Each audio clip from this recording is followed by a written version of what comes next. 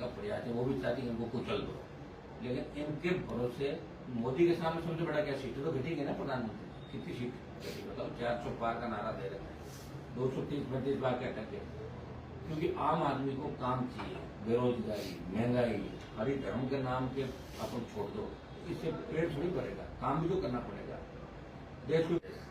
इन हालातों में भी आने वाले समय में हमें ध्यान रखना। अभी हम हमारे आज पूरे राजस्थान से नौजवान आए हुए, मतलब पूरा देश ये चाहता है पाकिस्तान को सबक सिखाए, आतंकी को सबक सिखाए, और इस मामले में दूसरी सर्वदलीय बैठक पहलगाम हमले के बाद बैठक हुई, उसके अंदर भी जानबूझ के छोटे दलों को दूर रखा गया, और जिन दलों ने बोला तो हमने तुरंत गृहमंत्री ने फोन करके उनको बुला लिया।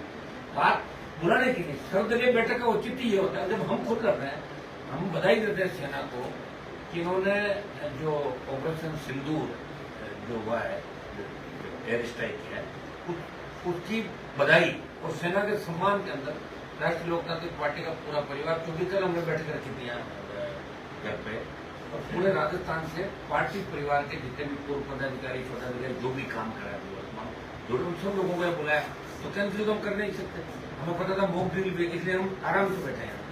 मॉक ड्रिल का भी ध्यान हमें रखना, कहीं ये नहीं हो भाई अनुमान देने वाला अलग तो ऐसा ही भर्ती रद्द करने वाला अलग ही सड़क पर चल रहा है। एक बार सारे नियम कायदों को फॉलो करते हुए हम देश के इस जो समय चल रहा देश का, इस समय के अंदर हम देश के साथ खड़े हैं, हमारा दल इस देश के साथ है, और प्रधानमंत्री के हम साथ हैं, और पहले भी साथ खड़े थे। जब देश की बात आती है तो हर व्यक्ति फिर देश के साथ खड़ा भी था, भारत माता हम सबकी है, वो जयकारा सब लोग लगाते हैं।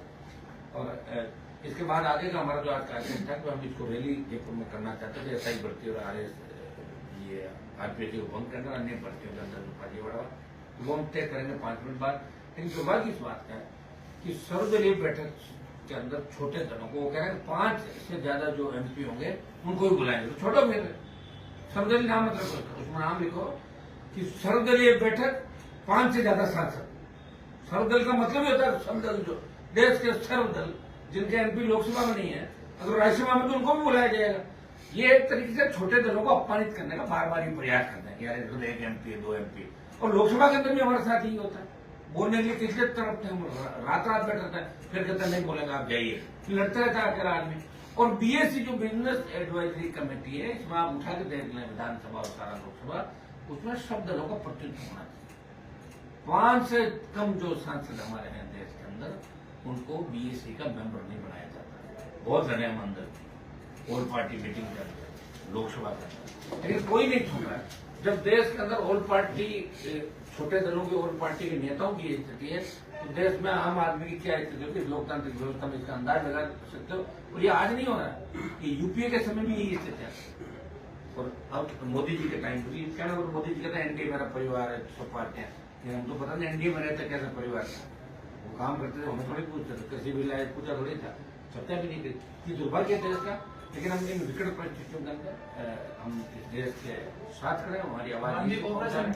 सिंधु की घोषणा के बाद छोटे जितने भी दल है सारे कार्यक्रम स्थगित कर दिए, जबकि बीजेपी गुजरात में केवड़िया में जो चल रहा है इनका कार्यक्रम स्थगित नहीं किया, इसको लेकर बीजेपी कुछ भी करे, रोक कौन रहा है? बीजेपी तो कुछ भी करे, कौन रोक रहा है? क्या वो कर रहे हैं कि नहीं कर रहे, पता क्या है इस बात का? वो जो कह देते हैं वही मीडिया में चलता है ज्यादातर बात, और जो मीडिया के खिलाफ बोलने की कोशिश करता है, ED CBI चली जाती, चैनल बंद करा देते हैं, पकड़ लेते हैं चैनल के मालिक को।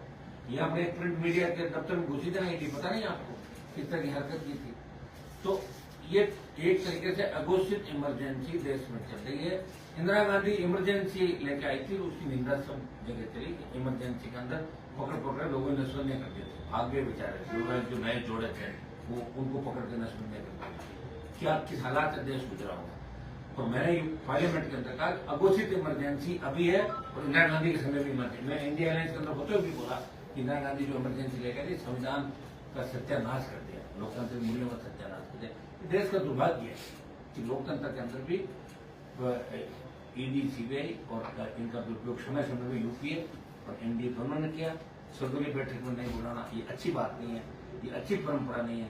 देखिए एक बोर्ड जिसका होता है ना, अटल बिहारी की सरकार एक बोर्ड से गिर गई थी, वो तो अटल जी अब चले गए दुनिया से, उनको पता कि एक MP की कीमत क्या हो। अच्छा, प्रधानमंत्री और गृह मंत्री जिस तरह छोटे दलों को अपमानित कर रहे हैं, ये ठीक नहीं। ऑपरेशन एयर स्ट्राइक की है अभी ऑपरेशन सिंदूर को लेकर, आप क्या सोचते हैं, क्या किस तरह का कदम है ये? मैं तो कह रहा हूँ एयर स्ट्राइक से क्या होता है, हमारा तो एक आर पार की लड़ाई हो जाने की, कोई वेट कराने से कोई मतलब नहीं। पाक अधिकृत कश्मीर में कब्जा करो, इससे बढ़िया मौका नहीं हो सकता कि देश की जनता के साथ साथ विश्व जो आतंकवाद से जूझ रहा है, अमेरिका आतंकवाद के खिलाफ है, इजराइल लड़ाई लड़ रहा है, जर्मनी लड़ाई लड़ रहा है, ब्रिटेन लड़ाई लड़ रहा है, रूस लड़ रहा है, चीन लड़ रहा है, और ज्यादातर मुस्लिम कंट्री भी आतंकवाद के खिलाफ है, पाकिस्तान और कुछ दलों को छोड़। पाकिस्तान के अंदर भी गृह युद्ध की स्थिति है, बलूच अलग लड़ाई लड़ रहा है, दूसरे लोग, तो अभी इससे अच्छा मौका नहीं है। पाक अधिकृत कश्मीर में कब्जा कर लो तुम, और युद्ध में अगर 1000, 2000, 5000, 10,000 लोग मारे भी जाते तो क्या फर्क पड़ता? 50 लाख लोग हिंदुस्तान में कोविड से मारे गए, और किसने जवाब मांगा? मोदी से नहीं मांगा। कोई वैक्सीन लगा घूम रहा है, 25 साल के हार्ट अटैक हो रहा है, 40 साल के हार्ट अटैक हो रहा, पड़ रहा है बीमारी, हार्ट अटैक, ब्रेन स्ट्रोक, जो प्रधानमंत्री जी ने दे दिया ना देश को वैक्सीन के नाम पर। हर आदमी लगा डर से, और जिसने बूस्टर डोज लगा लिया वो रात को नींद नहीं लेता, केवल तो बूस्टर भी लगा हुआ है। ये मैं बता रहा हूँ आपको, बहुत बुरे हालात से देश गुजरा था, और अभी इससे बढ़िया मौका नहीं। प्रधानमंत्री जी को जो खाली भाषणों के माध्यम से ही ज्यादा बात करते हैं, और ये इंतजार क्यों करते हैं मुझे बताओ? क्या कश्मीरी घटना का इंतजार कर रहे थे कि भाई 27 मारे जाएंगे जब हम एयर स्ट्राइक करेंगे? उससे पहले क्यों नहीं किया सिंदूर? इनके पास तो सारी बात है, तो सिंदूर पहले ही कर लेते ना। एक चीज करना, पुलवामा के बाद ये करना, उसके बाद वो करना, अरे पहले ही कर लो ना, ताकि हमारे शहीद नहीं हो लोग, इस तरह के काम ही नहीं पड़े।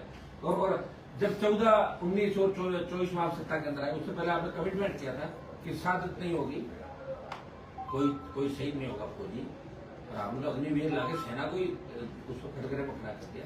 सेना का सम्मान जो है उसे लौटाना वापिस, अग्निवीर को आप घोषणा करी थी कि सेना को धन्यवाद, और जिस तरह सेना चाहे उरी के बाद, पुलवामा के बाद और पहलगाम के बाद जो सर्जिकल स्ट्राइक कर रही है, उसमें सेना का सम्मान लौटाया जाए, अग्निवीर समाप्त किया जाए।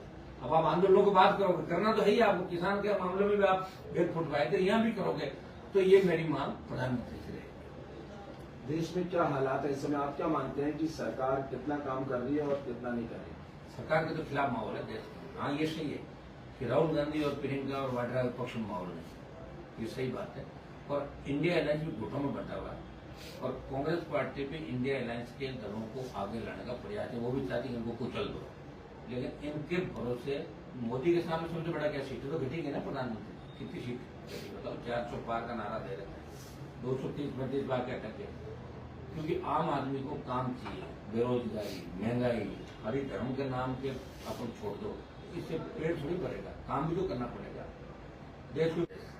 इन हालातों में भी आने वाले समय में हमें ध्यान रखना। अभी हम हमारे आज पूरे राजस्थान से नौजवान आए हुए, मॉक ड्रिल की वजह से हमने वहाँ पैदल मार्च नहीं किया, और 5-7-10 मिनट बाद हम शहीद स्मारक पर जा रहे हैं यहाँ घोषणा करके, और आगामी हमारा कदम क्या होगा? देश हित के अंदर ध्यान रखते हैं, हमें पूरा इस चीज का भी ध्यान रखना कि देश किन हालात से गुजरा, कहीं ये नहीं करे कि राष्ट्रीय लोकतांत्रिक पार्टी खाली अपने हितों के लिए स्वार्थ पे सड़कों में लगे। हमें सारे मापदंडों को फॉलो करते हुए ऐसा ही भर्ती, भारतीय जनता ये हमारे मुद्दे पे हमें जिंदा रखना है यहाँ पे, और उधर सारी चीजों को ध्यान रखना है। Thank you sir.